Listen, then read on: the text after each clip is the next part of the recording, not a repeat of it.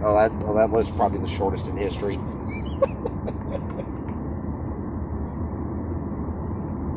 Andy and I both think that the writing that you've done on your novel would make a fantastic screenplay. I've had a lot of friends say that if I ever get the book done, I swear, first thing I'm doing is I'm going to get it put together, get it done. It's getting a one-way express overnight copy sent to LA. And I know who I'm mailing it to. I know who you're mailing it. I'm just saying, if you could get it like half done. I've got about a third done. Okay, about a third done. If you can float what you've got done to Hollywood, I mean, they might give you, an advance to complete it. You know what I'm saying? Yeah. Don't shortchange yourself on your brilliance. I mean, yeah, but I've got the setting idea again though too. But it's got so many elements to the book.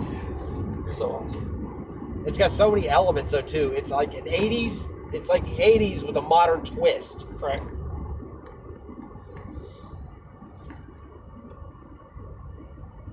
And you can't do worse than the worst Kevin Costner movie ever made.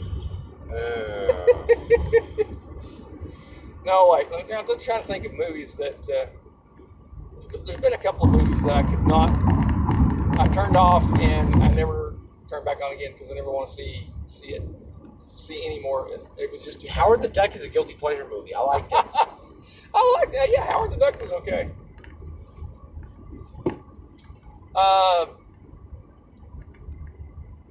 There was a movie with Bruce Willis and what's his name? That played cops. The Last Boy Scout. Oh, David Wayne's. No. Was it Wayne's brother or something? No. I know the one you're thinking of. Last Boy Scout. American Gigolo. What's his name? Gray-headed now. That sounds like a lot of Hollywood actors. Yeah, I'll think of it in a minute. Anyway, I got halfway through that movie, and poor Bruce Willis had lost his wife and lost everything else to this guy. And I'm like, even if he kills the guy, I won't be happy. You still lose. Yeah, he still lost all of his The one stuff. Striking Distance. Oh, yeah, Striking Distance. That one. I remember that one. I watched that one before with Bruce Willis. And I sat there and I thought, oh, man, this is terrible. This is pathetic. Yeah, a recent movie that Bruce Willis was in, I'm trying to remember the name of it. It was World War II. It was set in China. Oh, I think I know the one you're talking about. It was made by the Chinese. It was horrible. I think I got about halfway through and I'm like, God, I can't. Ugh. It was a terrible movie. I mean, I'm sure Bruce Willis made bank in it because it was bankrolled by the Chinese, but still, it was a horrible movie. Bad movies that I can think of. Worst movies I ever saw. Movies that were so bad you wish you had that hour and a half back. 2 hours back, yeah. The Siskel and Ebert 2 hours out of our lives we're never getting back. Yeah, exactly. Yeah.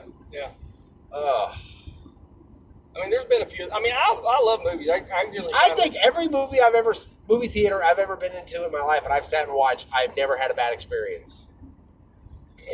Now, actually, going into the movie theater, because I've already screened that movie, read about it, and I'm almost certain that it's going to be a good movie. I can't say I've ever gone to a movie theater and actually had to walk out.